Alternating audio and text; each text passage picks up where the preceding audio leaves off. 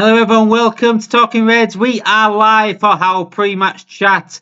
Manchester City versus Liverpool in what could be a huge game for the Premier League title race and a chance for Liverpool to once again extend the lead and extend the gap that we did have on Arsenal. We are 8 points clear with Arsenal losing yesterday. No one saw that coming, but what a brilliant result it was for Liverpool yesterday with Jarrod Bowen getting the winner for West Ham. And it gives Liverpool a little bit of a free hit today. I'm not saying if we lose it's okay, but it does give us a little bit of a free hit where we'd expect. Let's be honest, none of us expected West Ham to go get a win yesterday.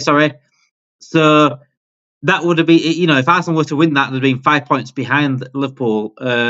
So if we do lose today or draw today, we're still 8 points, 9 points clear of Arsenal. And you know what, this is a funny title race, because no matter what we are doing, no matter how many times we seem to drop points or give Arsenal a sniff to get back into it, Arsenal don't take the chances.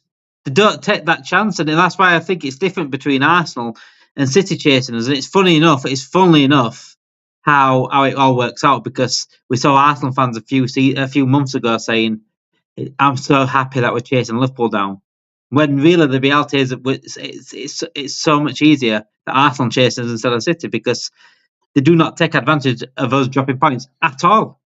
And they don't seem to have the mentality for it. And this is one thing I've always questioned of Arsenal, is the mentality is not there. Yes, they've got big injuries. We can't deny that. They've got some huge injuries. If we had Salah missing, a front line missing Salah, Diaz, Gakpo, then we would be struggling ourselves in terms of getting goals.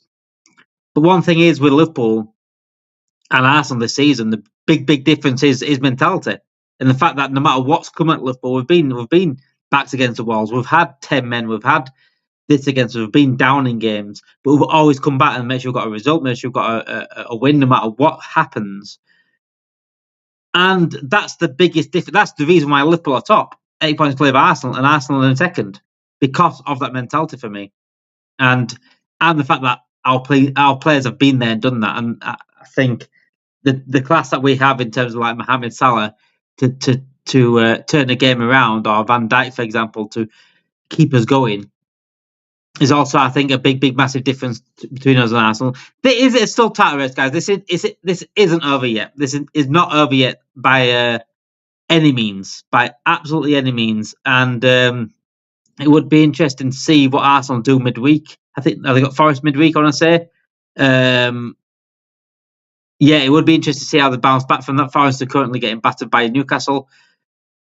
But West Ham have been battered by teams. West Ham got battered by plenty of teams, including ourselves, and they couldn't even score against them. So it doesn't matter who they're coming up against right now, Arsenal, they're going to struggle going forward.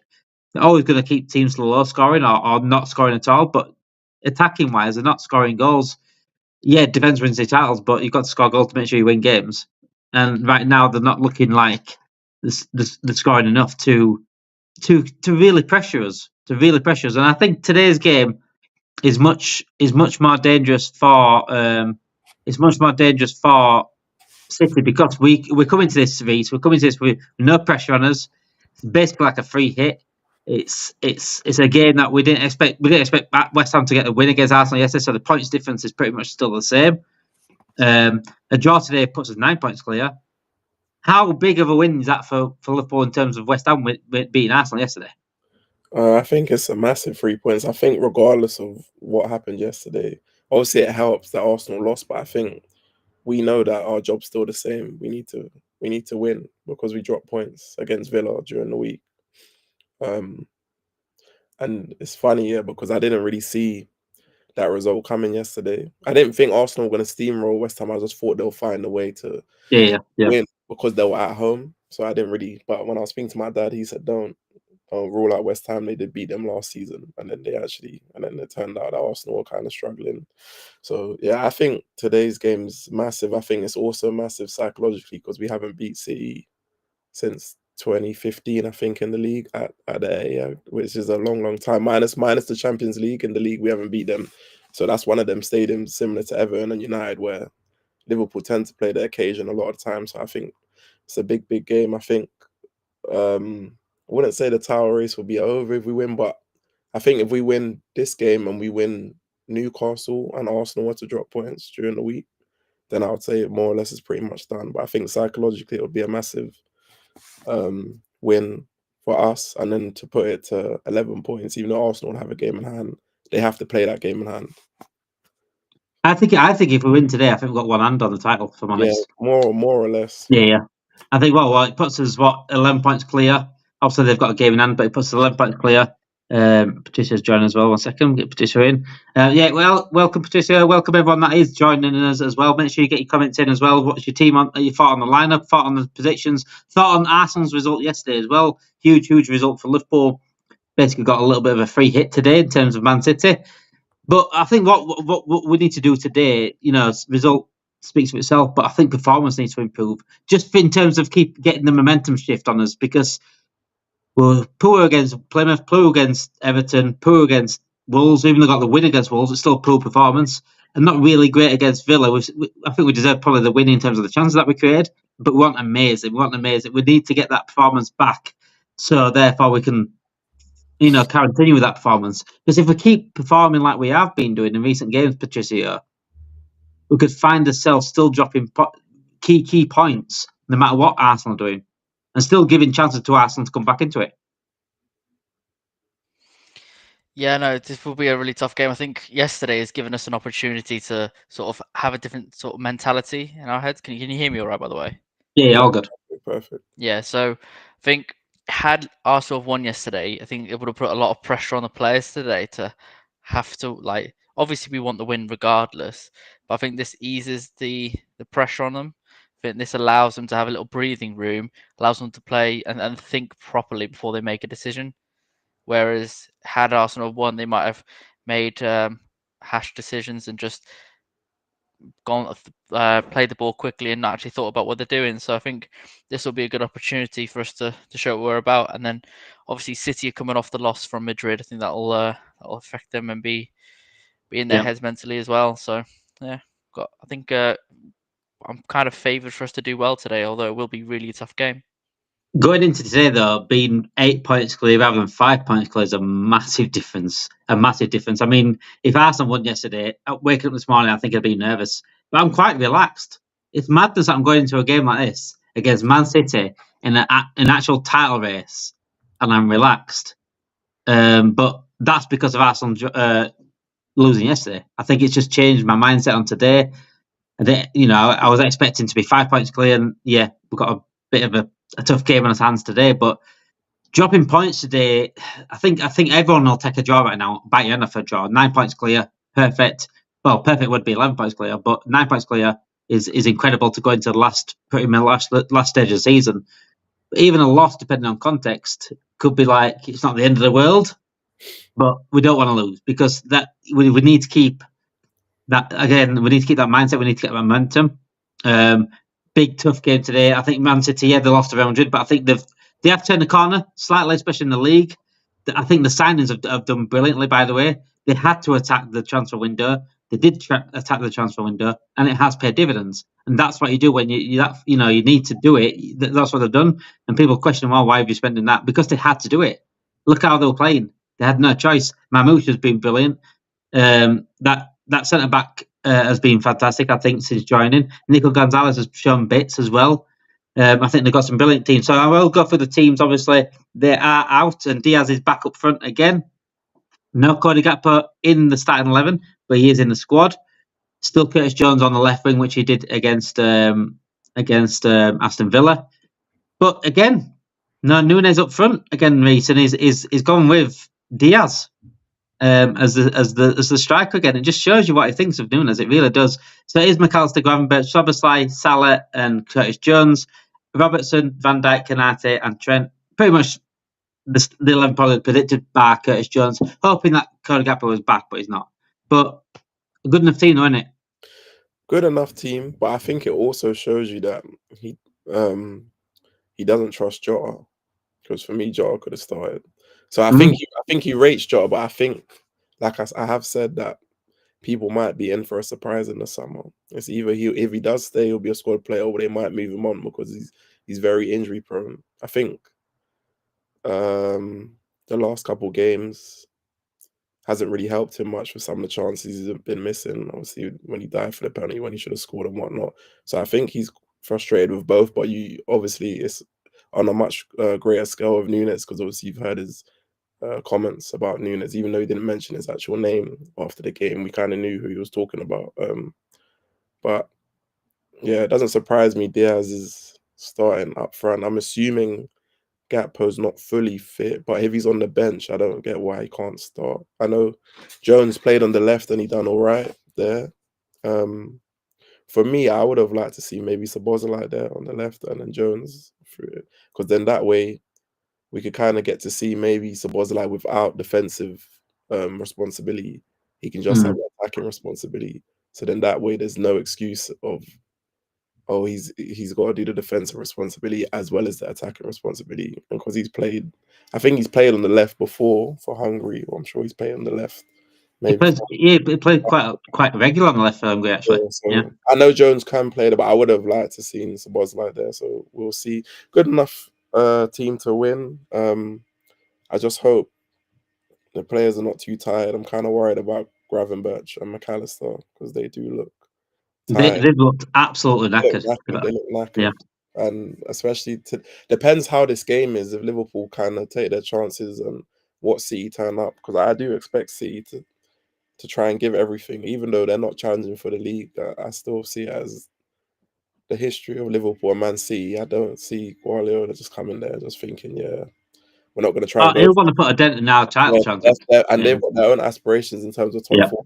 And then I know they lost against Real Madrid, but I still see it as dangerous. I wouldn't rule them out. I know Haaland's not playing. That's kind of a boost. But like I said, Mamouche is quite a good player. For me, it all depends, like I said, how the first 15 or 20 minutes go for me. If Liverpool score early, I think that will help a lot. But we got to kind of take our chances. I do see City scoring, though, just because of how we've been playing. If we're playing with that nervous energy, then I'm maybe missing chances where we should be 2 or 3-0 up, and when we score one, then it might be one of those days where it's more difficult than it's supposed to be. But Liverpool kind of take the game away from City in the first half an hour. I don't see them coming back. Even if they were to score, I see Liverpool go 2 or 3-0. I don't see them coming back because of their defensive issues. Should be an interesting game. If I'm honest, the Haaland thing, I think I'd rather Haaland play than Mamouche. Sounds mad. I just think it suits the way Van Dijk and Konate play more, where he literally relies on just all you got to do is mark him and mark him out of the game. Where Mamouche is a different player completely, and this guy's just come back off the back of a hat trick, so he'd be confident as ever. So yeah, I would be. 1 second, just trying to see what's going on here. I think Pep plays both of them though, because if you saw against Newcastle, I think Mamouche. Oh yeah, he usually plays Mamouche on the left. He was playing just off Haaland, and they kind of had that good link up. Yeah, so I know Mamouche is still dangerous. He's probably more elusive than Haaland, but it's more. There's more pressure, I would say, because he's going to be, for me, if anything's going to happen in terms of them scoring, it's going to be through him. Whereas if you had the both of them to think about, it'd be a bit trickier. But I understand if I had to choose one, then I'd probably prefer it to be Haaland, because if he doesn't usually get the service, he's usually quiet. Yeah, I'll just go through the City team as well. So yeah, Mamouche is starting up front. I'm just going to get it up now. It just went off for some reason. Right, so you got Obsolete in the net, Rico Lewis at right back, Kuzanov at centre back with Nathan Ake, Guardiola, and on the left back, Nico Gonzalez obviously in the DM position, Savinho, De Bruyne, Foden, Doku, and Mamouche. It's a very good attack, you know. It's a very good attack with De Bruyne and Foden supplying with Savinho, Doku, and Mamouche. Pace, power, precise passing. We're going to have to be very careful of our eye line today and the fullback areas. Savinho is playing out of his skin right now. The guy I think, has been a sensational sign for Man City, Patricio. Those fullback areas, the space that we could leave Savinho and Doku, they could be very, very much exploited, especially with Mamouche running in behind as well. Foden, De Bruyne's passing ability. Do you think that's the way where we need to be looking at today in terms of our frailties? Yeah, I think the wingers are definitely going to be tough for us because we've got Robertson man marking, obviously Savinho, and then we've got Trent man marking Doku. So I think they will have us for pace. And the problem is, we know how sometimes Trent likes to push up, and so does Robertson. We've seen him make those runs, cutting in off the left more recently. But it just seems to be that obviously, had Bradley been fit and ready, then I think I would have personally chosen Bradley over Trent just for this game. To be honest, at least to be able to keep up with the paces of Doku a bit, and then in the latter stages bring on Trent. Sort of second half, but I think defensively, Doku is gonna cause us a lot of issues. I think Robertson should be able to keep Savinho out, but I don't know how long, to be honest. And then it's just hoping that we don't play too much of a high line, that we just let them through without obviously getting the offside. So yeah, this would be a really tough match. And then to be honest, I have faith that Alisson will be able to do wonders, but obviously there's only so much you can do if balls are constantly being pelted at you. So let's just hope. My main concern is hoping the midfield are more structured this game round, because they haven't been just on it recently. It just seems to be that from our attack, we get as soon as the opposition have the ball, they go straight through our defense. Straight to the middle, yeah, and then the middle aren't even there. So, and don't get me wrong, Maka and Gravenberch are amazing players in their own. You just got to hope that they're, I don't know. I feel like I would have preferred to have Endo and then push Sobo out wide, have Maka in that sort of 10, and then Endo and Gravenberch controlling that midfield. I think that would have possibly done better, because you can see how in previous games Endo's just been on players, annoying them, making sure that the balls aren't getting through. So I think he would have been a good sort of sweeping six to have, but obviously we've gone through who we've gone with there. You made a good point about the midfield, about running through the middle there. The amount of times Aston Villa ran through the middle on Wednesday was absolutely ridiculous. It was so easy for them. And looking at this midfield now, with Gonzalez obviously holding, with De Bruyne and Foden, those two having the ball around that DM area for Liverpool is very, very dangerous. And usually, Slot likes controller games. That's the way he's coming in, is make sure we've got control first and foremost. Reece, do you see a little bit of a switch today? Do you think Man City could have more of the control of the ball being at home? Especially with those passes they've got in the midfield. Potentially. I always do say most games are won by the midfield. Obviously, their midfield has kind of been non-existent most of this season. Foden hasn't really been the player that we're used to seeing, and I think he's kind of escaped a lot of criticism from the media. Palmer's another one, but that's for another day as well. But yeah, I think it depends who kind of wins that battle, like the aerial duels, who's kind of winning second balls and things like that. But it'll be interesting with the Bruyne as well, because I know the City fan base is kind of split. Some of them still think even though he is leaving, they think he should stay and could be a big part player. Whereas today is the first time he's, I think, fully fit and starting the game. So we're going to see really if he's the same player or not. Obviously, I don't think he's the same player. Doesn't mean he's not talented. We know what he can do, but I just don't think he's got the legs for the whole game anymore. So I'm confident that we should really dominate the midfield. I know Gonzalez is a good player, but yeah, based on how we've played this season, if we perform how we're supposed to perform, we should win. But if our midfield is kind of there for the taking, or kind of moving sloppy, sluggish, and you kind of give City initiative, or you allow them to score, and then you allow the fans to get behind them, then it could be quite a difficult afternoon. We looked at also our fullbacks and our DM are quite a position where it could be seen as to be got at today by City. I think, especially a fullback situation with Savinho and Doku, I think that's where their attack will mainly come through. Also through the passing De Bruyne and Foden, but I think they'll try to go out wide quite often. With us, I think we need to attack the left hand side mainly because of simple experience. On the other side, they've got Ake and Vardiol. Vardiol, is new to the Premier League, but he's still quite experienced in what league he has played in and the level he has played in. He's settled in absolutely fine at Man City. but Rico Lewis and the young lad Cousinov at centre back on the right side for them. There's a potential chance for. But it's Curtis Jones on the left, isn't it? It's not a winger. It'd have been perfect for Gakpo to attack that side. Do you think that's where Gakpo will come very much into play later on in the second half in Patricio because of that young, unexperienced right hand side for City? Yeah, 100%. I think, and you'd see from Gakpo what Curtis can't do is sort of have pacing on that left wing, be able to cut in on his right, and still have the ability to find the bottom of the net, bottom right hand corner, top right, and he has that. He is the clinical sort of finisher. Bar Jota, the one I feel most confident in being able to, for the most part, put away his chances. I think the thing with Gakpo as well, he has got the sort of technical dribbling as well. He's able to get out of tight situations. We've seen it multiple times in previous matches where he has had two men on at once and he's been able to get past, dribble past them and keep possession. And he's got that strength with us.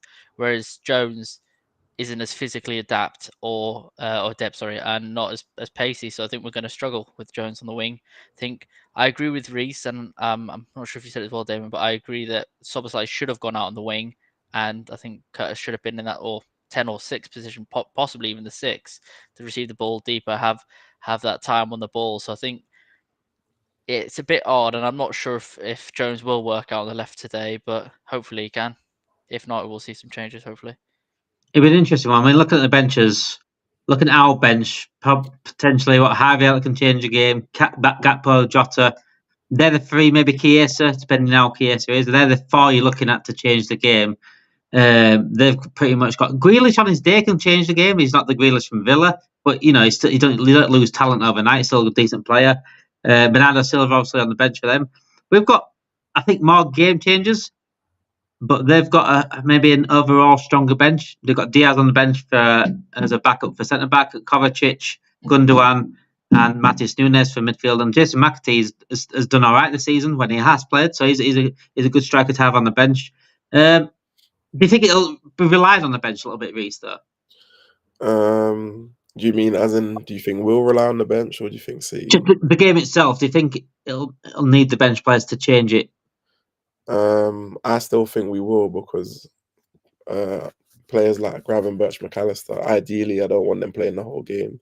In the ideal world, I'd like Liverpool to take their chances and kind of be controlling the game comfortably, and then you're able to take one of them off, if not both of them off, after maybe 60 minutes or something like that. So I still maybe Elliot could come in or Endo could come in. I think Gakpo definitely will come on at some point. I think I'm just hoping when he does come on, he doesn't have to come on with the pressure of having to change the game, if Liverpool chasing it, or if the game is kind of level.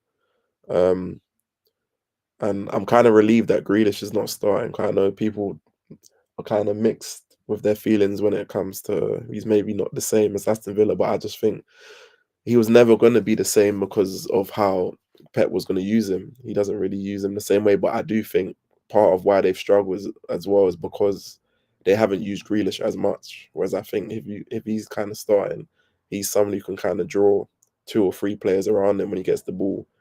Something can happen because he just glides so easily past players, and usually when he plays, he's usually one of those players that does well against us. So I'm kind of relieved he's not starting. I'm just hoping if he does come on that the game's not in the balance. We've got the McAllister and Gravenberch thing. I'm sort of, because they have looked leggy. That's where Grealish becomes dangerous off the bench. If he can play in that, I know he plays left, but if he can play that centre role, like where Foden, De Bruyne is right now, I think it'd be a big danger in terms of how tricky his feet are, how quick his feet is, how much he can win fouls. A leggy team can be got at like that with someone like him, and especially if the only player who got on bench really in terms of midfield is Ender, he gets fouls away for fun. Probably the worst player to go against Grealish. Yeah, I'm looking at their bench thinking they've got, in terms of Grealish and in terms of Bernardo Silva, they've got those tricky kind of players that can break a game down later on in the state when we've got tired legs. But I think we've got a better attack on the bench. We've got ones where if they're getting leg at the back, that's where we can take advantage. I think it will be a very interesting game in terms of tactics and in terms of how Pep sets up, how Slot sets up, two of the most tactical managers in the world.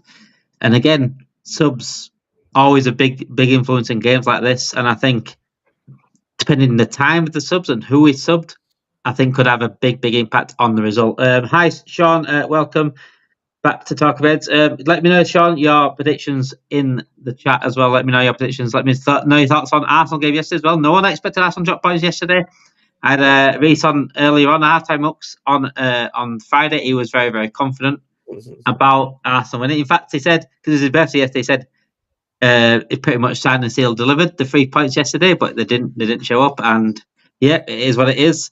And we are 8 points clear of Arsenal. So it's a big week for Liverpool and Arsenal specifically because, one second, I'm just going to get the Premier League fixtures up because obviously we are 8 points clear with the same amount of games, which helps us massively. But that game against Forest midweek is huge now for Arsenal. I think it's a must-win for Arsenal.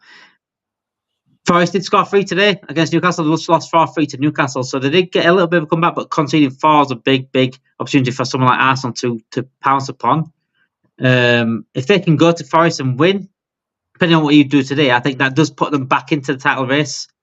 But if we win today and they don't beat Forest midweek, I think, how big is that, Patricia? If we can win today and they don't beat Forest midweek, how big is that? Yeah, no, that'd be massive. 11 points clear as well. If all goes well today for us, I think even if we're 8 points clear and they still lose to Forest, and the thing is though, they've also got no Lewis Skelly as well. Obviously, they've been red carded, so they've got that sort of less of a player there. So, and he's been consistent in their team as well, quite prevalent. So, I think he'll be kind of missed by the fans and definitely missed by the squad. I think the thing going for us today is we've got City in the mindset that if they don't win today, Newcastle could just as easily take that 4th spot and they're not in the Champions League. That's obviously weighing in on them. Obviously, Forest losing has given City a chance to pip that 3rd spot, but I don't. If we win today and then Newcastle chasing them, I see that being as a big issue for City. So Arsenal coming on Wednesday will have a tough game to play, and I think it will be in the back of their minds. And I think Forest will go all out. They've been a bogey team for us, obviously, and they've been a bogey team for a lot of the big 6. So yeah, I think it'll be a really tough game to watch, and well, not tough for us, but for Arsenal fans to watch. I think in terms of Champions League qualification, I think Forest might be lucky that the top 5 might work. Because I just think they're coming out of it now, aren't they? I think City started picking into gear. Newcastle are doing well in terms of scoring goals as well. I think Newcastle and City do take those top 4s, if I'm honest. I think Forest may take top 5 Chelsea have not looking good at the moment either. So Aston Villa sort of turned a little bit of a corner as well. So it's very interesting. But this again looks on us as well because City playing the top 4 race. They want to make sure that is done. They can't miss Champions League football, City, and they won't accept missing Champions League football. And then we've got Newcastle, who are also doing the same thing. It's a very interesting few weeks because Forest, Arsenal, Liverpool, Newcastle, Liverpool, City, they're all in and around that same area where they're fighting for the top 4, fighting for the title. And it makes for interesting views for certainly neutrals. Maybe not for us, but certainly for neutrals. Sean has gone here for we are looking to overload midfield with a team, and I've chosen which is the right thing to do. 3-1 Liverpool. Very confident for Sean. 3-1 Liverpool. Right, boys. Before we go, predictions. 3-1 Liverpool. Agreed, Reese. I'm going 2-1 or 3-2. I still just think Liverpool's gonna make it difficult when it doesn't need to be. So yeah. No, I think I fully agree. I think we are likely to concede, which isn't nice to hear, but obviously City will come at us with full force. So I do see it being a very close game, very like one team pips the other by 1 goal. And I'm hoping that's us for the win. So I can definitely see what Reece said, like a 3-2, 2-1. Depends how City sort of close us down, keep us on the outside of the 18-yard box. So I think we definitely need to utilize our subs. I think I can definitely see Gakpo and Endo coming on when legs get tired. and maybe we do see Chiesa and Harvey Elliott for sort of that pace on the wing. So yeah, it'll be interesting to see what happens. I don't want to make any more predictions because I predicted the last two games. I don't know if you've ever watched the previews on here, but the last two games I predicted the scoreline spot on. I did go 2-1 against Wolves. I did go 2-2 against Villa. And I see something quite similar in terms of both teams are going to score. I think both teams are going to go for it. Both teams are very, very dangerous. If I'm honest, the way we're playing right now, I've got to base it on our last performance and what we have been playing like. We could beat any team in the world, but right now we're not playing that good. And we're playing a City team that, did lose to Real Madrid, but I think they're a little bit more on the up. Marmouche, again, hat-trick hero the other week. Looks confident. I think they'll score 2, but I think we'll score at least 2 as well. I don't know. I want to say 2-2, but I think someone can win it. I wouldn't be surprised with a 2-2. Like I said, it depends how the game starts. I wouldn't even be surprised if City won it, but I'd always go my team. I have faith in my team because it is the best team in the world right now, best team in the league right now. But I'm going to stick with 2-2. But it won't surprise me if someone won it 3-2. I think but yeah, it I'm sort going of to stick with 2-2. matters if we sort of go, if it depends what style of football we play. If we play the style where we played against Tottenham or 1-6-3 and we're very quick with our passes, quite active and high up the pitch, and I think we'll be fine. But if we're playing the sort of football that we've been playing more recently against Everton, Villa, we're just passing around the back, very static. I think that's when we will either draw or lose the game. So I'm hoping that we're switched on today. Yeah, we need to be at it from minute 1. I mean, it is a free hit technically because Arsenal did lose yesterday, but it's a big, big chance for Liverpool to increase that lead at the top. And for me, if they win today, it's one hand on the Premier League title, and we need that. We need that Premier League title this season, because if we don't win the Premier League title this season, then it's not looking good for us in the future. Thank you for watching. Make sure you do like I said, please like and subscribe to the channel, please. It'll help us out massively, liking the video and subscribing to the channel. We've got some big, big plans in the future for this channel as well. I've got a big, big challenge coming up, which I'll let you know all about in the coming weeks. Thank you for watching. Make sure you, again, subscribe to the channel, and let's hope we can get 90 minutes of not as much nerves, and it'd be nice, relaxing 90 minutes. Thank you for watching.